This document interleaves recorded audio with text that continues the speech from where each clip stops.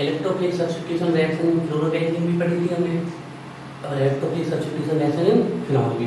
वो लेक्चर आपके पास नोट भी है, नहीं भी है नोट तो आप वीडियो देख के नोट कर लो, ठीक है। पूरा डिटेल में वहाँ पढ़ा हुआ है, लेकिन क्योंकि हम चैप्टर से ही गुजर रहे हैं एल्कोहल फिनॉल ईथर के, और उसके रास्ते में रिएक्शन पढ़ती हैं, तो इन रिएक्शन को शॉर्ट में हम बता दे रहे हैं और फिर उसके बाद नए टॉपिक में आते हैं, ठीक है। जरूरी है बताना, क्योंकि हमें पता है कि बार बार जितने बार रिवीजन होगा उतने ज़्यादा परफेक्ट होगा, लेकिन यहाँ पर हम शॉर्ट में बताएंगे, आप लोग भी शॉर्ट में लिख लेना, और एग्जाम में वैसे ही लिखना जैसे कि हमने आपको वहाँ बताया था, ठीक है। तो हेडिंग होगी हमारी, हेडिंग होगी इलेक्ट्रोफिलिक,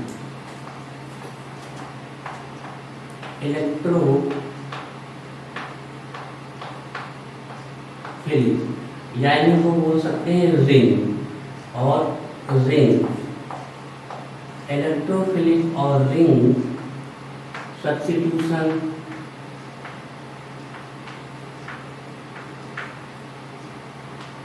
इलेक्ट्रोफिलिक और ring substitution reactions in phenol,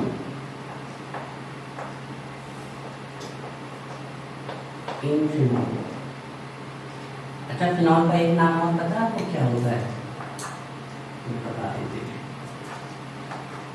बहुत फेमस नेम है फिनॉल का, कार्बोनिक एसिड भी कहते हैं इसे, लेकिन ये भी चलता नहीं, छुपा हुआ है। ये आपको पूछे कार्बोनिक एसिड का फॉर्मूला क्या है, तो फिनॉल ही होता है कार्बोनिक एसिड, ठीक है। इलेक्ट्रोफिलिक और ring substitution reactions in phenol. अच्छा, रिपीट करने से कोई फायदा नहीं है, डिटेल में कुछ हट के पढ़े।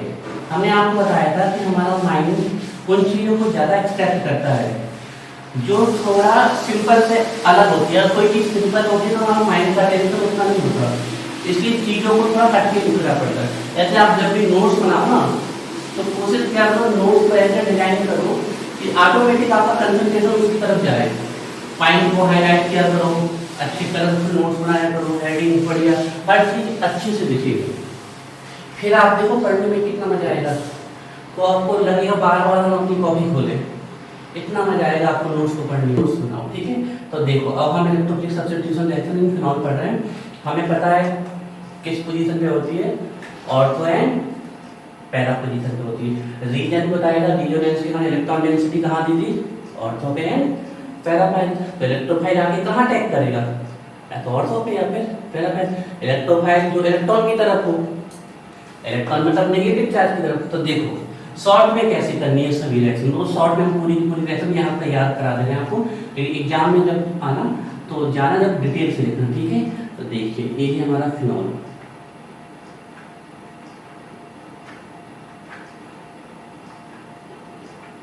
एक फ्लो चार्ट बना लेते हैं, ठीक है, जिससे आपकी सभी की सभी रिएक्शन तैयार हो जाए बड़े अच्छे से।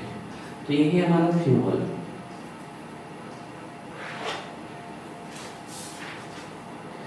सबसे पहले हम फिनॉल की रिएक्शन करा देते हैं। देखना आप कंडीशन देखना, एक रिवीजन है आपका फ्लो चार्ट के साथ साथ, ये आपका एक रिवीजन है, आप लोग खुद देखना। सबसे पहले हम फिनॉल की रिएक्शन करा रहे हैं ब्रोमीन से। तो ये क्या है, it is a one type of halogenation ना, इसी को हम बोल सकते हैं ब्रोमिनेशन। लेकिन अभी हमें क्लियर नहीं हो रहा कि ब्रोमीन इससे रिएक्ट कैसे करेगा। एक किस पे डिपेंड करेगा, सॉल्वेंट पे, कि ऑर्थो पे रिएक्ट करेगा कि पैरा। तो जैसे ही हमने यहाँ पर प्रेजेंसी लिखी सॉल्वेंट की, सॉल्वेंट आपका CH2, सबसे इंपॉर्टेंट सॉल्वेंट यही है CH2।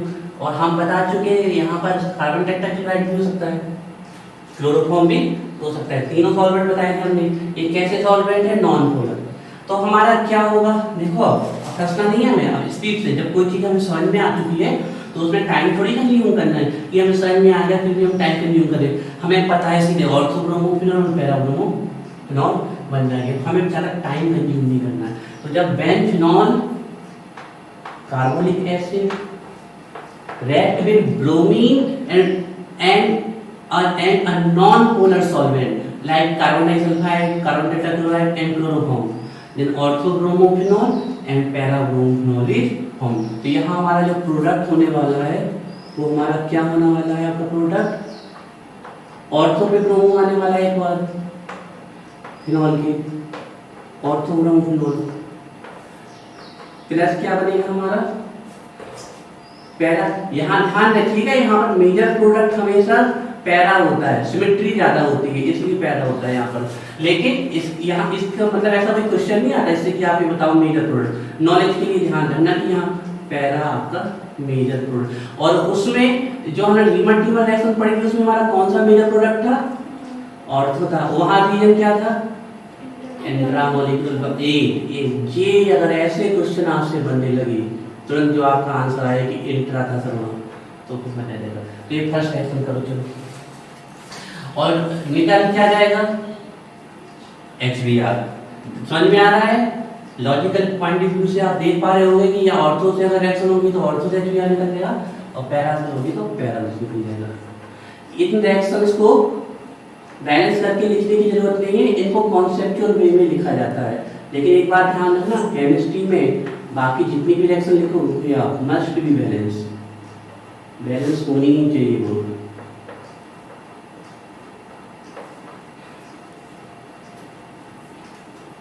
ऑर्थोब्रोमोफिनॉल and पैराब्रोमोफिनॉल।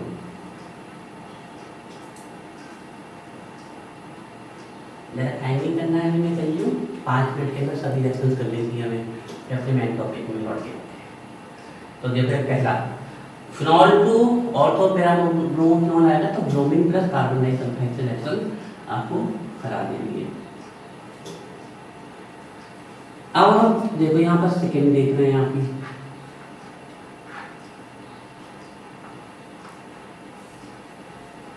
when phenol react with bromine means takes part in halogenation but in presence of polar solvent water तब हमारा क्या होने वाला है? 2 पे 4 पे और 6 पे क्या आने वाला है? ब्रोमो। तो पहले तो हमें देखना है कितने ब्रोमो चाहिए? 6। 3 तो लिंक होंगे 1 2 3 और 3 से H निकलेगा तो 3 Br2 लगेंगे यहाँ पर हमारे। तो देखिए इससे बन जाएगा हमारा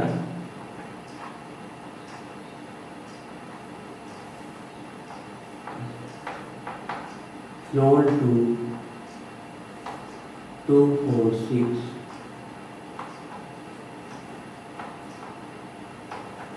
ट्राइब्रोमोफिनॉल 3HBr निकल जाएंगे।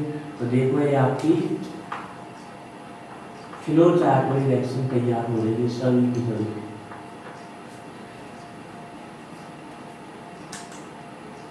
तो फिनॉल 2 4 6 ट्राइब्रोमोफिनॉल आए तो आप कर देना ये वाली रिएक्शन और फिनॉल को ऑर्थो एंड पैराब्रोमोफिनॉल आए तो आप कर देना ये वाली रिएक्शन। ठीक है, ये दोनों किसका पार्ट था? आपका हैलोजेनेशन का। तो हमारा हैलोजेनेशन यहाँ पर हो चुका है, ये हैलोजेनेशन हमारा यहाँ पर कंप्लीट हो गया है। अब हमारे सेकेंड पार्ट में कर रहे हैं नाइट्रेशन फिनॉल का। ठीक है, ध्यान रखिएगा एग्जाम में ऐसे नहीं लिखना है, एक रिवीजन के लिए आप ऐसे शॉर्ट नोट्स बना सकते हैं किसी भी रिएक्शन की। एक जिस मॉलिक्यूल से या जिस फॉर्मूले से रिएक्शन हो रही है उसको लिखो और जिससे हो रही जल्दी रिवीजन के लिए कर सकते हो आप लोग, है ना। तो आपको लिखनी वैसे ही जैसे हमने वहां पर बताया आपको। अब देखिए इसका हम करते हैं नाइट्रेशन फिनॉल का। तो नाइट्रेशन में सबसे पहले हम यहाँ ले रहे हैं नाइट्रिक एसिड। नाइट्रिक एसिड से ही होगा नाइट्रेशन, ठीक है ना। नाइट्रिक एसिड मीन HNO3 और इसको लिखने का सिंपल तरीका है इस O को उठा के यहाँ ले आओ, ये बन जाएगा HONO2। ठीक है, आप डायरेक्ट ले सकते हो नाइट्रिक एसिड, लेकिन ध्यान रखना एक कैसा है? डाइल्यूट है। और अगर आपको यहाँ टेम्परेचर याद रखना है तो रख सकते हो, नहीं रखना है तो नहीं रख सकते हो, कोई जरूरत नहीं है। 293 केल्विन, लेकिन डाइल्यूट रख लो यार। टेम्परेचर डेल्टा का साइन भी बना दोगे तो चल जाएगा। ठीक है ना।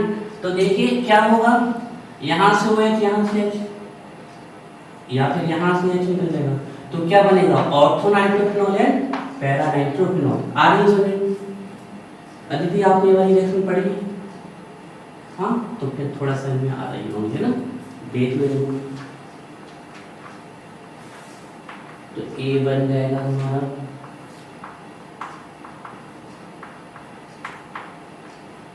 ऑर्थोनाइट्रोफिनॉल एंड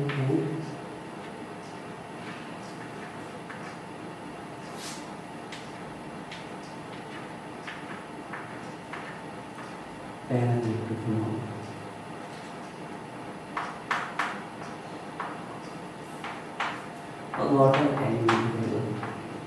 तो फिनॉल 2 अगर ऑर्थो और पैरा नाइट्रोफिनॉल बनाने के लिए आ जाए तो आपको ये वाली रिएक्शन करनी है।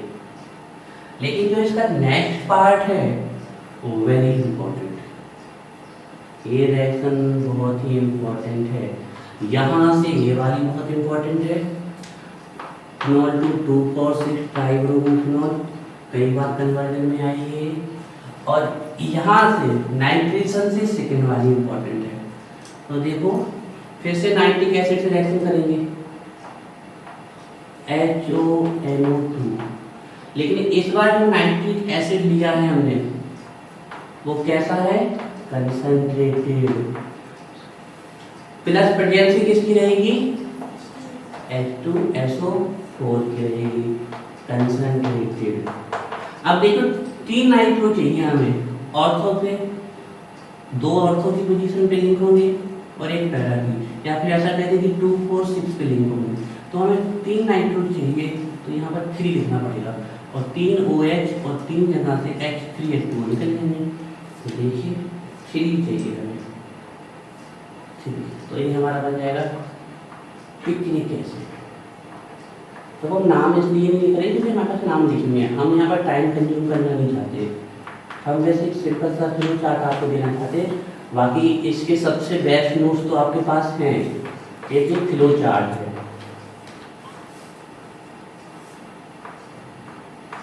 कोशिश किया करो कि इस वाले नाइट्रो ग्रुप को ऐसे लिखो, रीजन है कि लिंकेज नाइट्रोजन से जा रही है ना कि ऑक्सीजन से। ऐसे आप ऐसे लिख दोगे ना तो गलत नहीं है, लेकिन थोड़ा देखने में अजीब लगेगा कि ऑक्सीजन से लिंकेज करती है, नाइट्रोजन से लिंकेज करती है। So when phenol react with concentrated nitric acid in presence of concentrated reactive group, then picric acid. एक कन्वर्जन, तो यहाँ से ये इम्पोर्टेंट है, इसको ध्यान रखिएगा।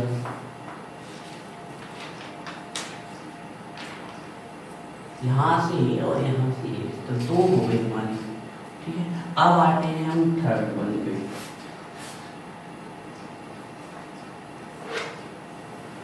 थर्ड वन पे आते हैं।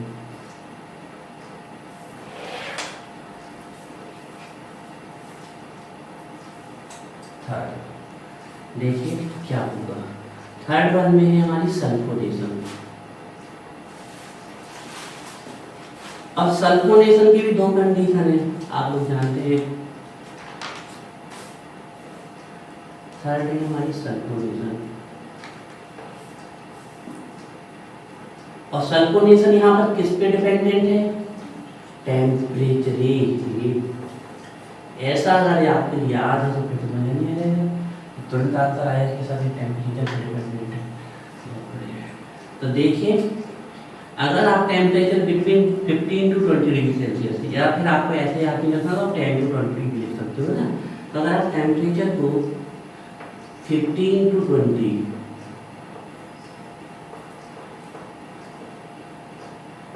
तो कैसा बनेगा, ortho hydroxy benzene sulphonic acid.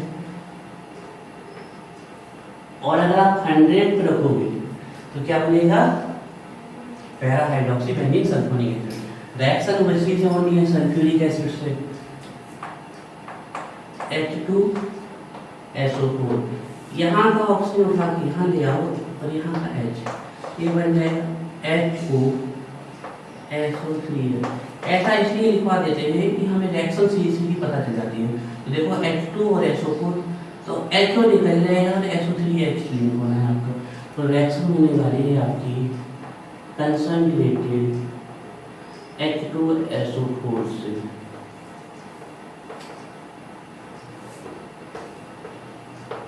Concentrated.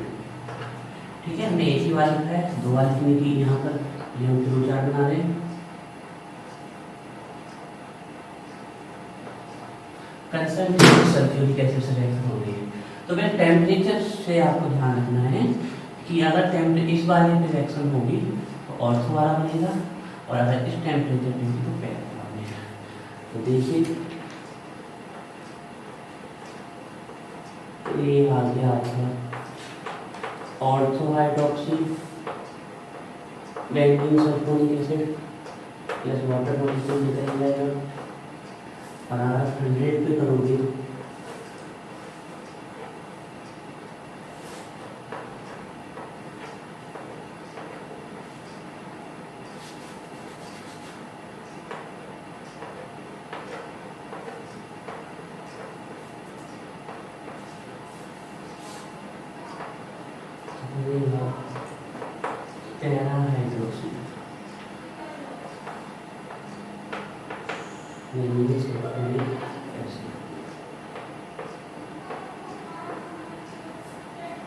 Para hydroxy यहाँ एक चीज ध्यान रखनी है आपको, वो क्या है, वो ये है कि ये जो ortho hydroxy benzene sulphonic acid है यही रीअरेंज हो जाता है para hydroxy benzene sulphonic acid पे अगर टेम्परेचर कर दिया जाता है आपका 100 degree Celsius.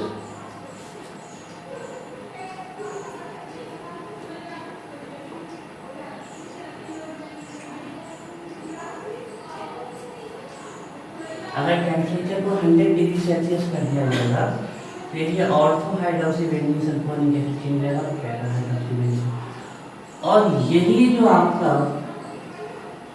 Para hydroxy benzene sulphonic acid है, para hydroxy benzene sulphonic acid है जो आपका ये पैरा हाइड्रोक्सी बेंजीन, अगर इसकी रिएक्शन किससे करा दें, कंसंट्रेटेड नाइट्रिक एसिड से, सीधे सीधे आप कंसंट्रेटेड नाइट्रिक एसिड लिख दो यहाँ पर,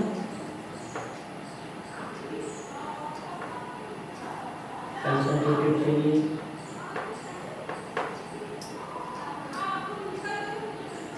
तो हमारा क्या बन जाएगा, है ध्यान,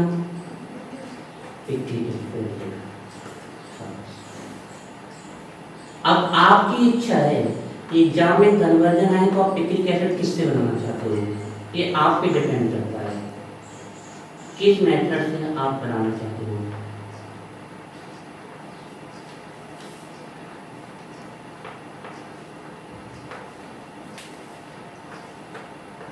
It is depend up to you, यह आप पे डिपेंड करता है कि आप कौन सी मेथड से कैसे बनाना चाहते हो।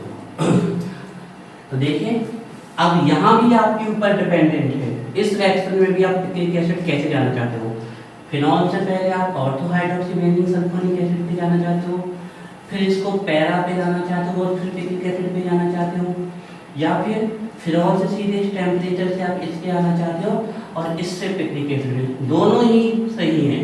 आप यहाँ से जाके यहाँ से पिक्रिक एसिड बनाना चाहते हैं तो आपको ये पोर्शन लिखना पड़ेगा, ये वाला, और आप यहाँ से जाके पहले इस पे जाना चाहते हो फिर इस पे फिर उस पे। लेकिन हमारा सजेशन ये रहेगा कि आपके एग्जाम में पिक्रिक एसिड आ जाए तो आप इस वाली रिएक्शन को कर दीजिए, ओल्ड मेथड को, ठीक है। हालांकि ये ओल्ड मेथड है, मॉडर्न नहीं है, आप ये कर दोगे तो बहुत बढ़िया है, लेकिन एक नंबर में आने के हम टाइम कंज्यूम करें, अपना टाइम वेस्ट करें। तो अगर 2 नंबर में आए, मान लीजिए कोई 2 मार्क्स में दे, तब इसको पकड़ो, 1 मार्क्स की तो यही आप कर दे, सबसे बढ़िया है, तुरंत 1 नंबर मिल जाना है। उनको तो चलिए देखना है, चेक कर लो कि आपको पता है कि नहीं पिक्रिक एसिड का फॉर्मूला, रिएक्शन कैसे होती है पता है कि नहीं ना। यहाँ क्या निकल जाएंगे आपकी 3H2O, ठीक है। तो हम बता दें सल्फोनेशन से कन्वर्जन नहीं आता है ना, सीधे सल्फोनेशन आ जाए फिनॉल का तो बात अलग है, ताकि सल्फोनेशन से कन्वर्जन कभी नहीं आता है। कन्वर्जन 3 ही सबसे इंपॉर्टेंट है, हम अगर बोलते तो इसमें सबसे इम्पोर्टेंट है हेलोजिनेशन। ये दोनों कंडीशन में हेलोजिनेशन पूछा गया है, नॉन पोलर या CH2 और पोलर, ठीक है। यहाँ से पिक्रिक एसिड ही पूछा जाता है और नहीं पूछा, और इसमें अभी तक कोई भी कन्वर्जन नहीं आता, पूरा आ जाता है। लेकिन जो फोर्थ नंबर है क्रिजोल, वो कई बार आई है ना, तो हम फोर्थ नंबर पे चल रहे हैं क्रिजोल पे, ठीक है। 3 होगा हमारे क्रिजोल, यहाँ हो जाए हम वैलिडेट कर देते हैं ना, क्रिजोल यहीं पर हो जाएगी। देखिए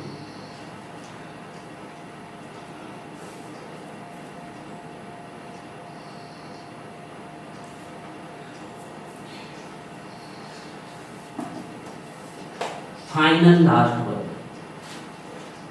यस आपको कर देनी है फिडेलक्राफ्ट एल्काइनेशन, फिडेलक्राफ्ट एल्काइनेशन कर देना है आपको, फिडेलक्राफ्ट एल्काइनेशन।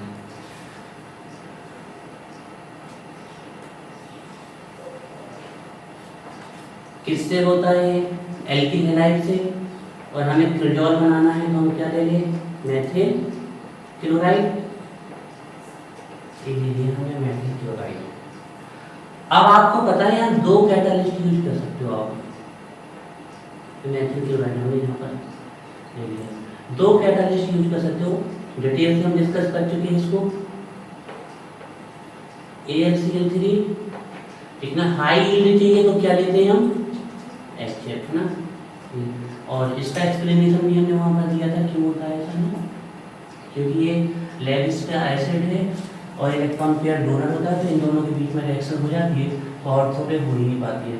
तो वैसे इसको ध्यान रखना है आपको, फिडेलक्राफ्ट और आपका क्रिजोल बन जाना है ortho and para cresol, very important. Phenol से क्रिजोल कई बार आई है, जो मेथिल फिनॉल होते हैं उनको हम क्या बोलते हैं? क्रिजोल बोलते हैं ना, ध्यान रखिएगा।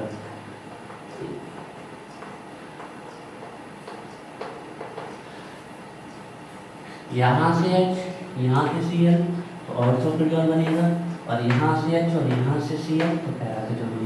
इन 2 पोजीशन पे रिएक्शन होनी है, पता है। अगर ब्रोमीन के साथ वाटर ले लेते हो तो 2 ऑर्थो पे हो जाती है, और कंसंट्रेट H2SO4 के साथ नाइट्रो ले लेते हो तो भी 2 ऑर्थो पे रिएक्शन हो जाती है, तो फिर ये कैसे बन जाता है? तो ये बन गया हमारा ऑर्थो क्रिजोल प्लस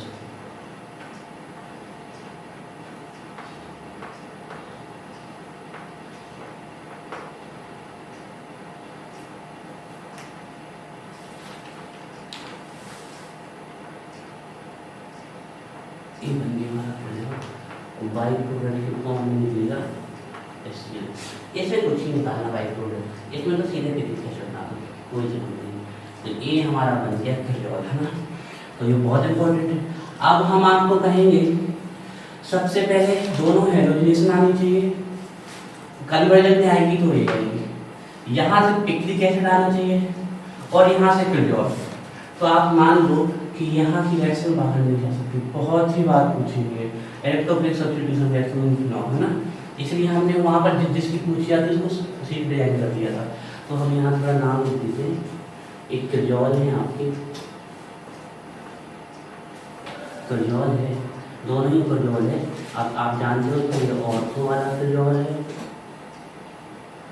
और एक पैरा वाला क्रिजोल है, ऑर्थो क्रिजोल है, एक पैरा क्रिजोल है।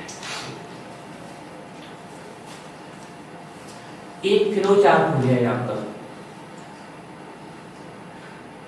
डिटेल में अगर पढ़ना है तो आपको अपने वहां के नोट्स से पढ़ना है, लेकिन बहुत फास्ट रिवीजन चाहते हैं आप विद इन 5 और 10 सेकेंड तो आप इसको देख सकते हो। लेकिन यहाँ पर बहुत सारी चीजें नहीं लिखी गई हैं, जैसे किसी के नाम नहीं लिखी गई, ये आपका 54 काट सकता है 25, और ऐसे 54 अगर 4 जगह कट गई तो 1 नंबर है, और 1 नंबर कितना वैल्यू रखता है। मान लो ऐसे हमने पूरे पेपर में ऐसी 10 मिस्टेक भी कर दी तो हमारे 2.5 2.5 नंबर चले जाएंगे, वो बहुत इंपॉर्टेंट करते हैं। तो नाम जरूर लिखना है सबके, है ना, मेन प्रोडक्ट का और मेन रिएक्टेंट का नाम जरूर लिखना है, ध्यान रखिएगा, ठीक है। चलिए अब हमने सब कुछ फाइनली फिनॉल की सभी केमिकल प्रॉपर्टीज पढ़ ली है हमने, मतलब अभी एसिडिक नेचर पढ़ रहे हैं लेकिन वो सभी प्रॉपर्टीज पढ़ ली जिससे हम अल्कोहल और फिनॉल का डिफरेंसेस लिख सकते हैं। हम वहाँ भी लिखवा चुके हैं। फाइनली यार अच्छे से आपके अल्कोहल और फिनॉल में डिफरेंसेस लिखवा देते हैं, लेकिन बताने सभी आपको है, हम कोई भी नहीं बताने वाले। जितने आप बताओगे, 5 बताओगे तो हम 5 लिख देंगे, 6 तो ये आपके ऊपर है कि आप कितने आपसे बनते हैं। 8 बताओगे तो 8 लिख देंगे, ठीक है। 4 मार्क्स मैक्सिमम क्वेश्चन इस चैप्टर से 4 मार्क्स का है, तो कम से कम आपको 5 डिफरेंसेस तो लिख के आनी है। 4 के 4 मत लिखाना, मान लीजिए किसी में आपकी थोड़ी बहुत मिस्टेक होगी तो फिर 3.5 नंबर मिल जाएंगे। तो 5 डिफरेंसेस कम से कम लिख के आने, और अगर आपको लगे तो 6 भी दे सकते हो।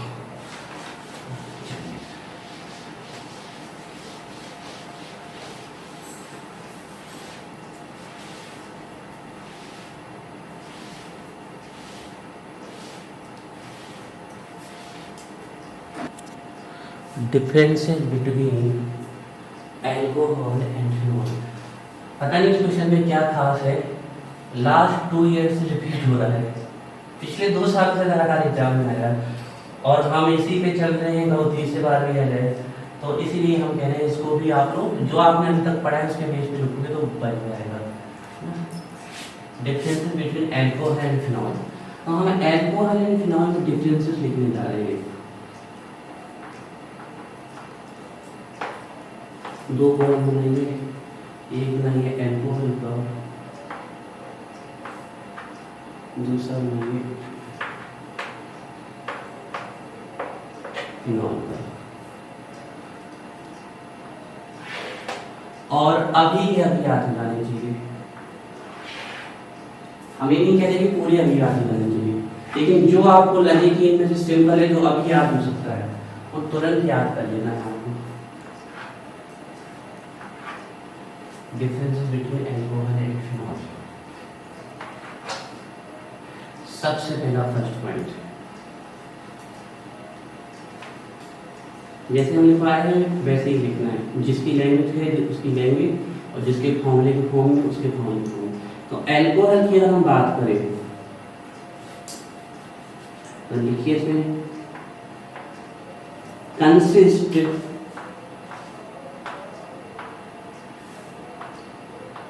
sp3 hybridisation.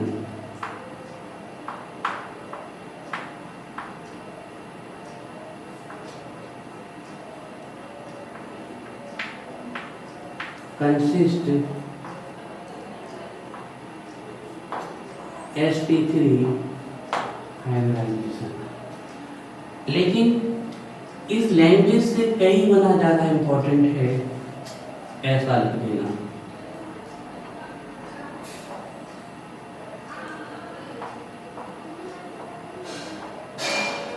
काउंट करें हम सिग्मा बॉन्ड कितने हैं इसमें, 1 2 3 4 सिग्मा बॉन्ड, मतलब एक एस और 3 पी, तो कौन सा हाइब्रिडाइजेशन, sp3 हाइब्रिडाइजेशन होगा इसमें।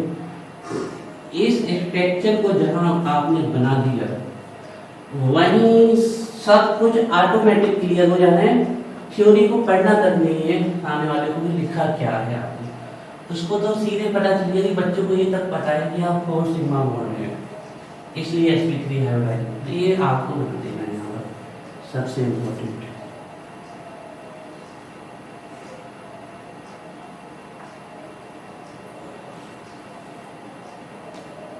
ये फर्स्ट पॉइंट हो गया इसका। इसमें लिख लीजिए consist sp2 hybridisation.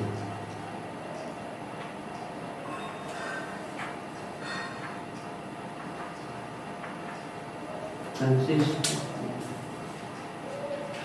sp2 hybridisation.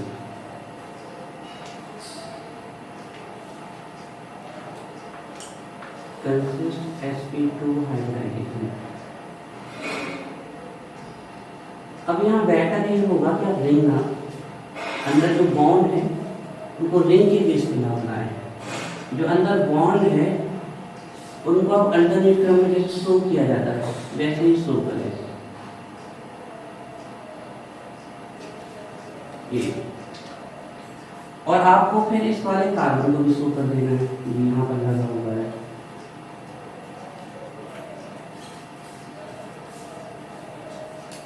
और फिर बड़े सरल तरीके से उसको बताना है कि 1 sigma bond, 2 sigma bond, 3 sigma bond. ये वाला तो कौन सा बॉन्ड है? पाई। 1 सिग्मा, 2 सिग्मा, 3 सिग्मा, ये तो पाई है। तो ये जो कार्बन है इसका हाइब्रिडाइजेशन क्या हो जाएगा? sp2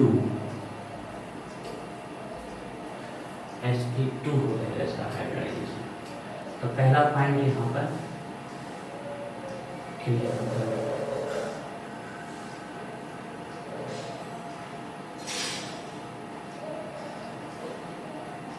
अब आते हैं हम पॉइंट नंबर 2 में।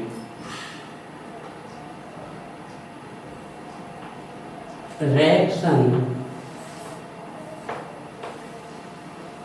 With NaOH।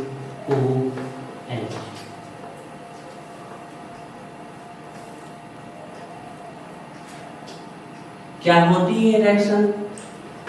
नहीं, does not occur, does not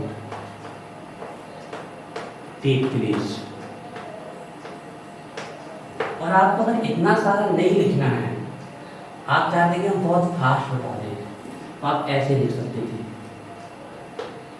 alcohol plus NaOH, और सीधे आप आगे लिख सकते थे no reaction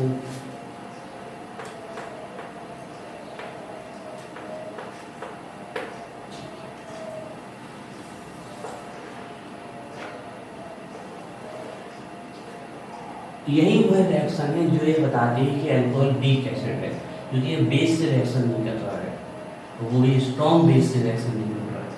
reaction with NaOH does not take place. और सीधे आप रिएक्शन विद NaOH के बाद आप इन वर्डिंग को छोड़ भी सकते थे और ये रिएक्शन लिख सकते थे, ठीक है। इसका सेकंड पॉइंट है रिएक्शन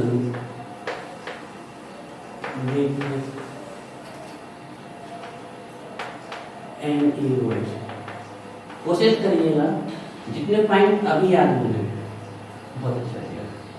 देखिए, सोडियम फिनॉक्साइड, या आप ऐसे भी लिख सकते हो टेक्स प्लेस, ठीक है ना, जो आपको अच्छा लगे। सोडियम फिनॉक्साइड इज फॉर्म्ड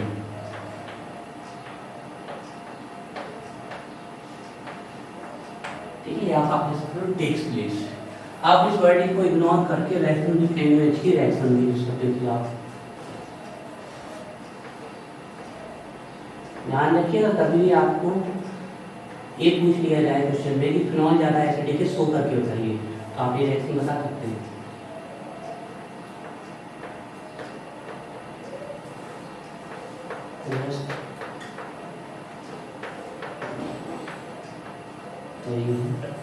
निकल जाएगा आर्मिनियस एसिड और आर्मिनियस बेस की रिएक्शन होगी और बन जाएगा सोडियम फिनॉक्साइड। देखिए एक फेनल ऑक्साइड आ गया, तो एक को बोलते हैं फिनॉक्साइड और साथ में सोडियम हो गया।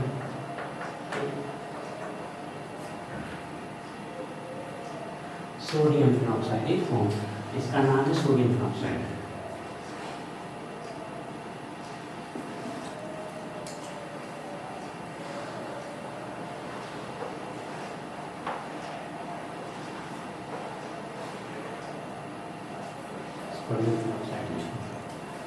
देखते हैं कितने पॉइंट आपको। जरूरी नहीं है कि आप हमारी वर्डिंग याद करें, आपको मेन याद होना चाहिए कि alcohol the alcohol in carbon ब्रोम attached with hydroxy group consist sp3 hybridization while in case of phenol it consists sp2। reaction with NaOH does not take place, या आप सीधे लिख सकते हो alcohol plus NaOH no reaction, यहाँ पर sodium phenoxide, ठीक है।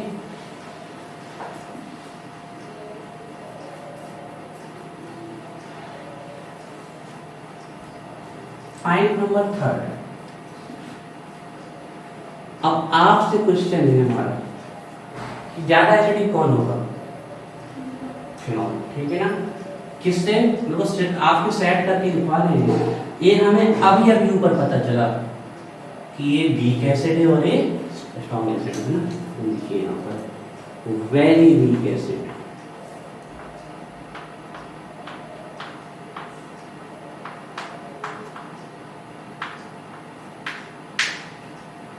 अब यहाँ पर ये ना लिख देना फिनॉल को कि स्ट्रॉन्ग एसिडिक है, तो गलत हो जाएगा, लेकिन फिनॉल स्ट्रॉन्ग एसिडिक नहीं है, पर इससे ज्यादा है। अब इस बात को ध्यान रखना है, छोटी बात है लेकिन कोई अगर चेक करेगा ध्यान से तो ये है ना, तो ध्यान रखिएगा, आपको ये लिखना है more acidic then alcohol, more acidic then alcohol, more acidic then alcohol. जो भी आपको पॉइंट अच्छी लगी वो आपको याद कर लीजिए, more acidic then alcohol. Fourth point, हमारे पास लिटमस पेपर आते हैं,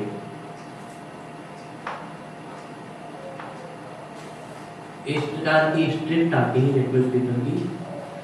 एक आती है ब्लू कलर की स्ट्रिप जिससे एसिड को आइडेंटिफाई किया जाता है, और एक आती है रेड कलर की स्ट्रिप जिसको बेस से जिससे बेस को आइडेंटिफाई किया जाता है।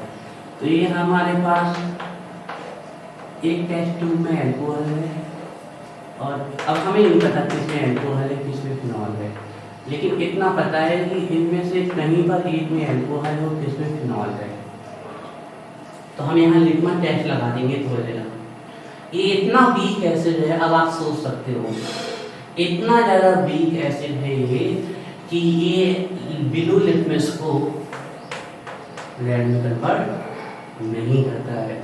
लिटमस पेपर जो एसिड को आइडेंटिफाई करने के लिए यूज किए जाते हैं आपके ब्लू, और जो बेस को वो रेड, तो does not turn blue litmus to red, ये ब्लू को रेड में नहीं। अच्छा, इसको कभी आप लोग भूल जाओ कि कौन सा लिटमस पेपर एसिड के लिए यूज होता है, तो आप हमारा नाम ही आपको लिखना है अनिल। ए से एसिड, एन से नीला और इससे लाल, तो हमारा नाम याद कर लेना। तो अब आपको कभी दिक्कत नहीं होगी कि जो एसिड होते हैं वो नीले को ब्लू को किसमें ले जाते हैं।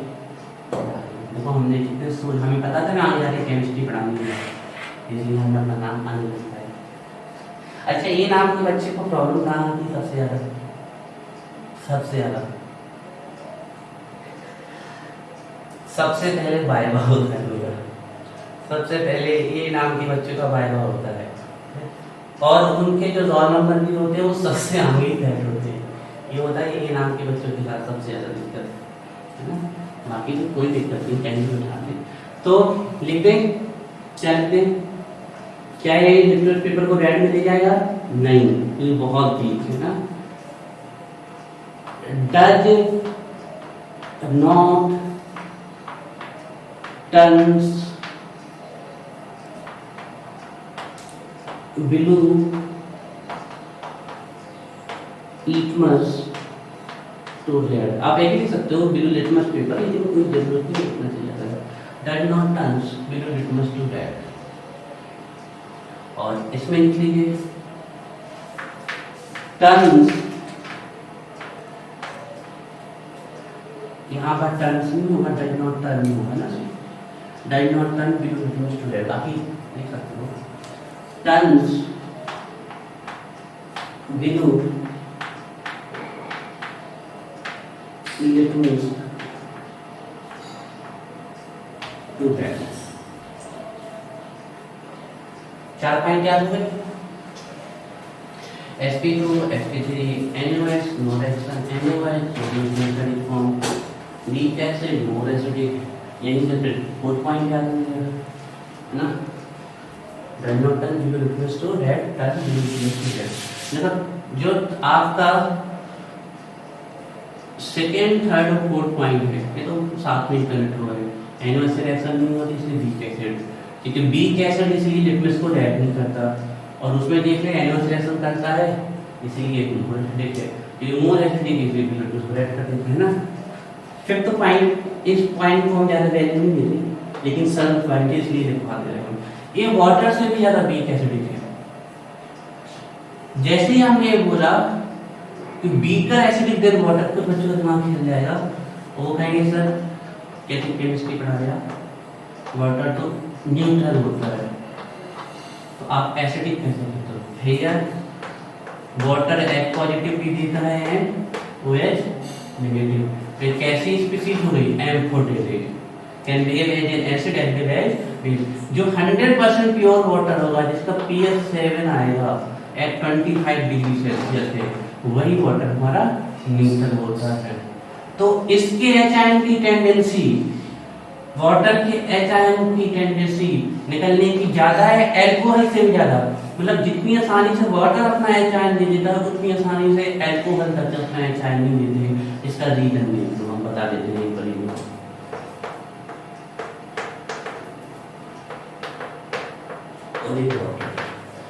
अब हम कह रहे हैं कि इसके H आयन की जो निकलने की टेंडेंसी है वो बहुत कम है, जबकि जो वाटर का H आयन है उसकी ज्यादा है। तो ज्यादा होगा एसिडिक कौन हो जाएगा? वाटर। लेकिन ऐसा है क्यों? इसका क्वेश्चन का आंसर थोड़ी देर में भी आने वाला है और हम अभी बता देते हैं। देखिए जितने भी एल्किल ग्रुप होते हैं वो EDG होते हैं, लास्ट ईयर में हमने पढ़ा है, ये इलेक्ट्रॉन डोनेटिंग ग्रुप्स होते हैं।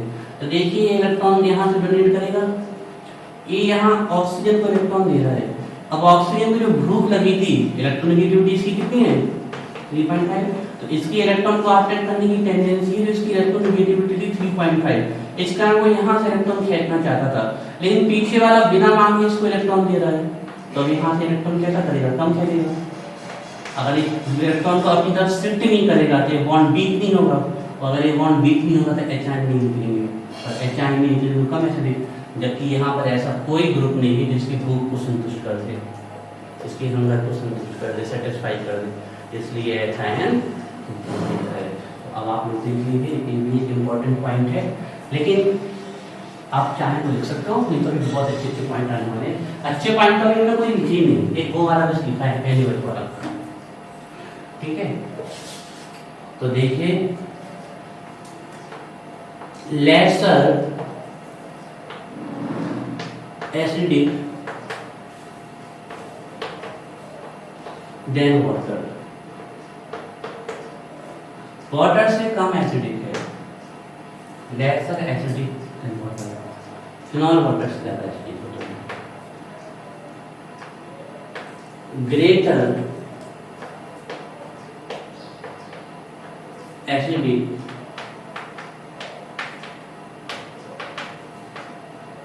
देन वाटर,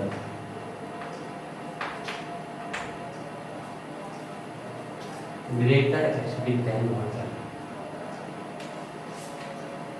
5 पॉइंट हो गए हमारे। Sp3 Sp2 NaOH no reaction, NaOH reaction, weak acid more acidic, does not turn blue litmus red, turns blue litmus red, weaker acidic than water, stronger acidic than water। चलिए ये तो हो गए, ऐसे ही point हो गए। चेकर को पढ़ने में बिल्कुल मजा नहीं आएगा। उसने कहा बच्चे ने छाट छाट किया, बिल्कुल मिठाई मिठाई रसगुल्ला थी वहाँ याद कर लीजिए, कचरे की आदमी की है मेरे दिमाग में आ रहा चेकर की सबसे पहले ये बिल्कुल नंबर देने पड़ेंगे, मजबूरी है क्योंकि पॉइंट तो सही है और पॉइंट का नंबर देना पड़ेगा, लेकिन उसको मजा नहीं आएगा, पहले ध्यान कर देना चाहिए। अब आते हैं कुछ अच्छे पॉइंट्स में।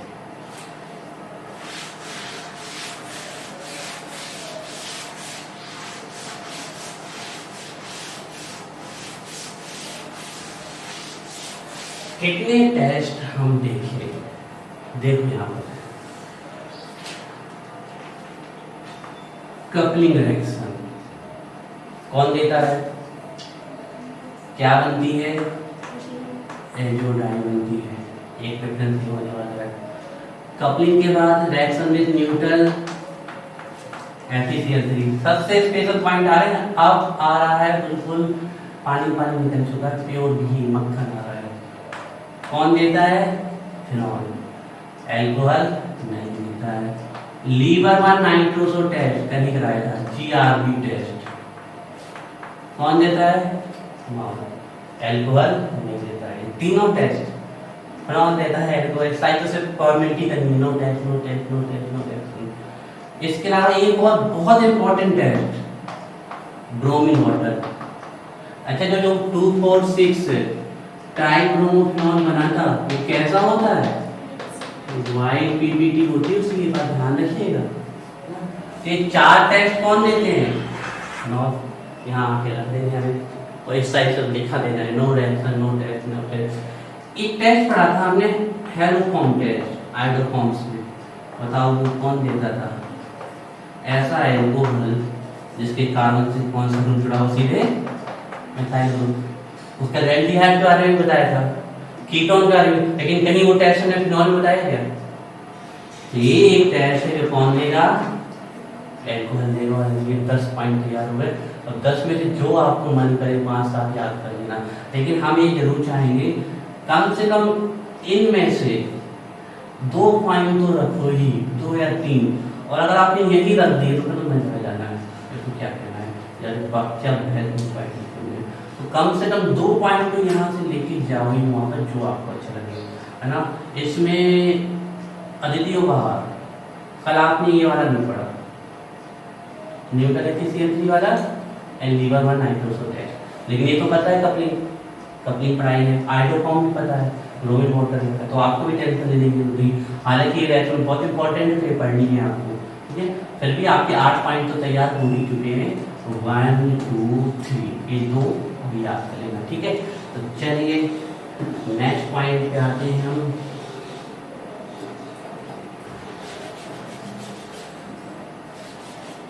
नेक्स्ट है आपका 6 पॉइंट, रिएक्शन विद किससे लिखा, किससे रिएक्शन? कपलिंग कर रहे हैं, coupling BDC, reaction with BDC। Bracket में चाहो तो जल्दी से छोटा सा फॉर्मूला बना लीजिए BDC का।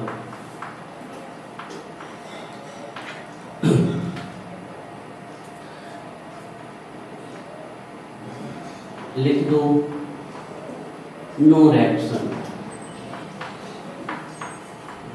वैसे इस वर्ड को पकड़ के चलना है, नो रिएक्शन, और आप लिख सकते हो टेस्ट, नो रिएक्शन और टेस्ट। इस टाइप क्या बनेगी, क्या बनाता है फिनॉल? डाई, जो डाई बनाई थी ना उसमें ऑरेंज कलर की। अगर आपको रिएक्शन में BDC अच्छा नहीं लग रहा हो, है ना, तो यहाँ पर आप लिख सकते थे सीधे कपलिंग रिएक्शन, सीधे लिखने के प्लेस पे लिख सकते थे आप कपलिंग रिएक्शन, है ना, और बिल्कुल पूरे मार्क्स से कपलिंग रिएक्शन शॉर्ट में लिख सकते हो। मैं ख्याल से कपलिंग रिएक्शन में लिखते तो बेटर होता है ना, कपलिंग रिएक्शन। यहाँ पर लिख रहे हैं हम कपलिंग रिएक्शन, सीधे आप लोग भी इसको कर लो, कपलिंग रिएक्शन, कपलिंग रिएक्शन क्या बनती है जल्दी बताओ? एजोडाइन किस कलर की थी? रेडिश ऑरेंज, है ना, रेड ऑरेंज। तो रेड ऑरेंज बेटर रहेगा, रेडिश, रेडिश ऑरेंज एजोडाइन की फॉर्म, एजोडाइन डाई की फॉर्म, रेडिश ऑरेंज एजोडाइन की फॉर्म, रेडिश ऑरेंज एजोडाइन की form. Point number 7, reaction with neutral HCl3, reaction with neutral HCl3, no reaction, no reaction, or it's a no test.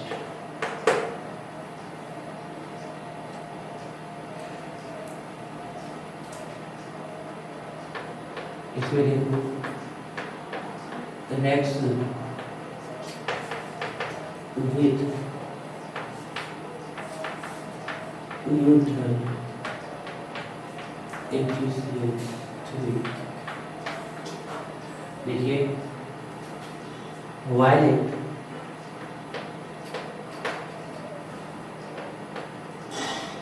Colour complex is form, और आपको और कई सारे रंग लिखने हैं तो आप लिख देना, बता दें क्योंकि आपको मोस्टली वायलेट कलर आता है ना, वायलेट पर्पल रेड कलर के कॉम्प्लेक्स बनते हैं, लेकिन जो मोस्ट फेवरेबल कलर जो आपका पैक होता है वो वायलेट ही होता है, इसलिए वजह से वायलेट कलर कॉम्प्लेक्स 7 हो गए। इसके बाद देखिए लीवर वन नाइट्रोसो टेस्ट, लीवर मांस nitroso test, no reaction,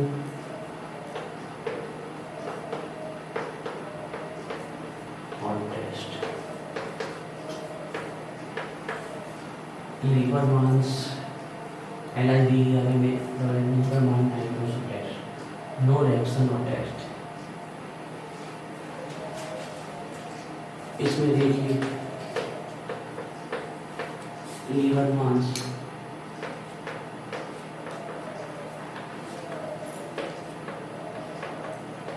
nitroso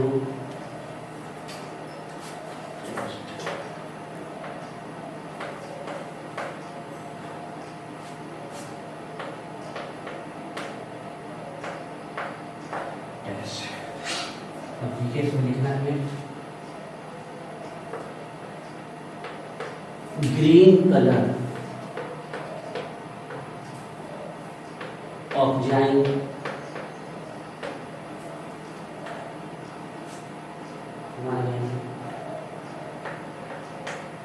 blue colour indophenol, blue colour sorry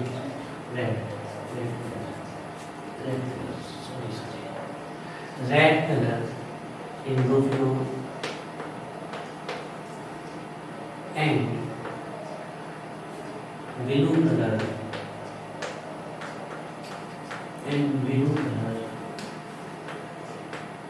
sodium salt of इंडोफिनॉल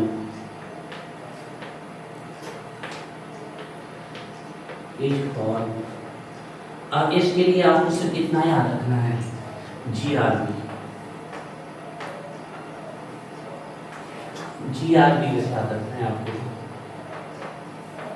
आप इतना भी लिख सकते हो green red blue colour compound साथ फॉर्म, हमने सीधे नाम के साथ लिख दिए, तो आपको GRP याद रखना है सीक्वेंस, ग्रीन कलर की ऑक्साइन, रेड कलर का इंडोफिनॉल और ब्लू कलर का सोडियम सॉल्ट ऑफ इंडोफिनॉल बनता है।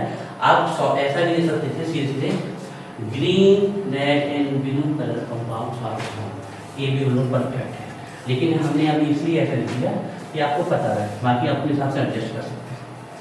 ठीक है, 8 हो गए, 6 या 7 आपको अपने मन से याद करने हैं, और हम ये चाहेंगे कि आप लोग सिर्फ पल के हिसाब से तैयारी ना करें, पूरी तैयारी करें, सब कुछ पता होना चाहिए ना, तो आगे के लिए भी अच्छा लगेगा आपके लिए। 7 8 हो गए, 9 देखिए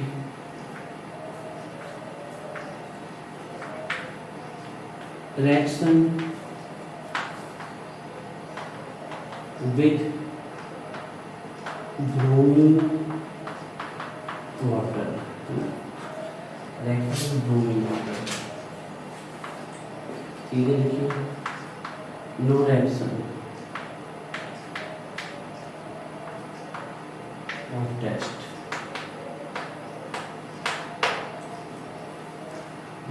नो reaction of test। ये तो अभी भी लिखी हुई है और ये भी लिखिए reaction with bromine water, reaction with bromine water, why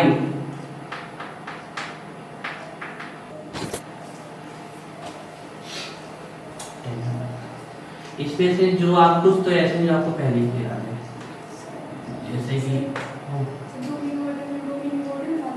हाँ ब्रोमीन लिक्विड भी है लेकिन इसको पोलर सॉल्वेंट में देते हैं वाटर में। कौन वेरी रिएक्टिव और डेंजरस भी है, उसके लिए पूरा इक्विपमेंट होते हैं आपके। पहली बात तो जो ब्रोमीन होती है वो बिल्कुल आप लोग उन्हें इंजेक्शन देंगे जो आते हैं जिनको सीधे तोड़ा जाता है, उनमें कोई ढक्कन नहीं होता है, जो इंजेक्शन आते हैं ना इसी प्रकार ब्रोमीन जिस ट्यूब में आते हैं उसमें कोई टिप नहीं होती, इसीलिए उसको तोड़ा जाता है। बहुत मोटे मोटे ग्लैक्स होते हैं, आपको दिखाएंगे इसकी वीडियो पड़ी हमारे पास है ना, बहुत सारे है। अगर ये किसी चीज़ पे गिर जाए ब्रोमीन बहुत डेंजरस है, बहुत दूर से ये आप लोगों ने मरकरी देखी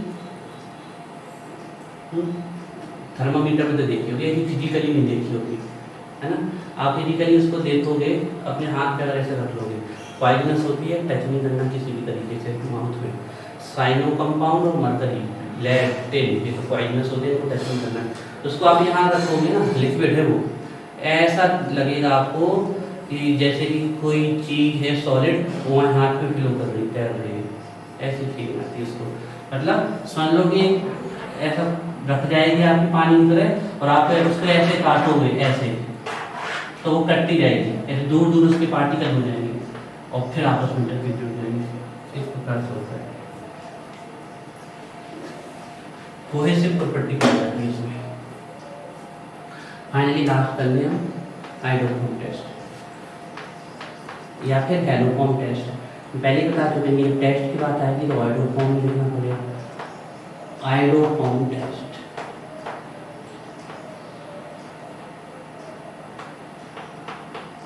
क्या बनता है इसमें, येलो कलर का क्या बनता है iodoform, yellow colour iodoform is form, yellow colour iodoform is form. 10th number इसमें देखो iodoform test, no reaction no test. अब इसमें से कुछ तो आपको याद है, नो रिएक्शन नो टेस्ट।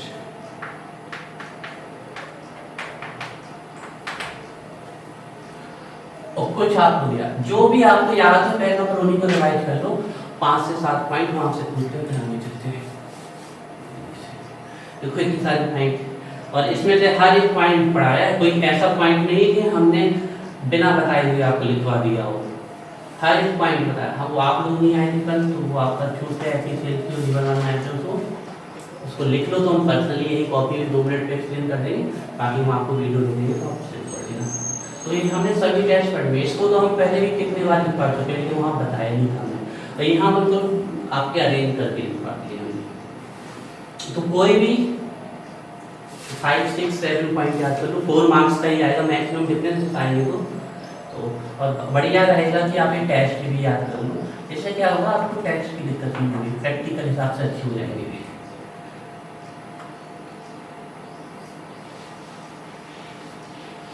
फिर हम चलते हैं यहाँ पे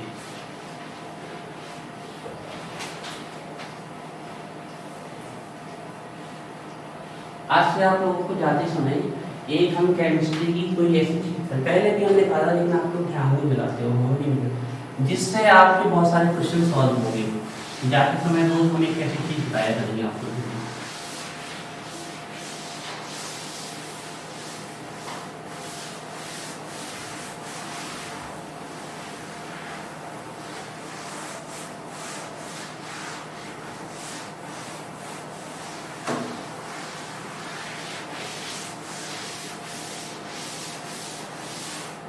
कितने पॉइंट याद हो गए बाहर? मिनिमम 5 तो हो गए होंगे, है ना?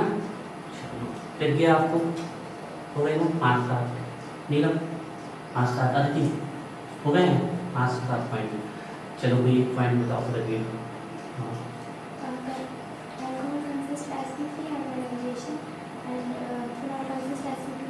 ठीक है, कोई एक पॉइंट आप बताओ।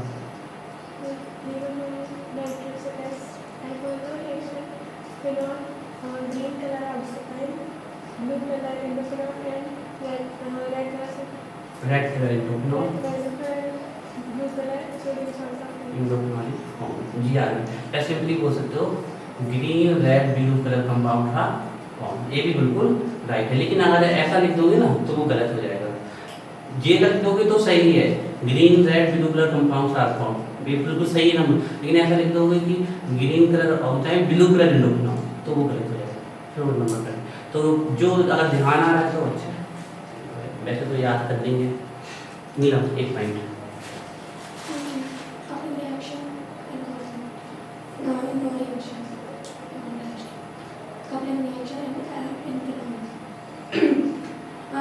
Alkyne is formed in orange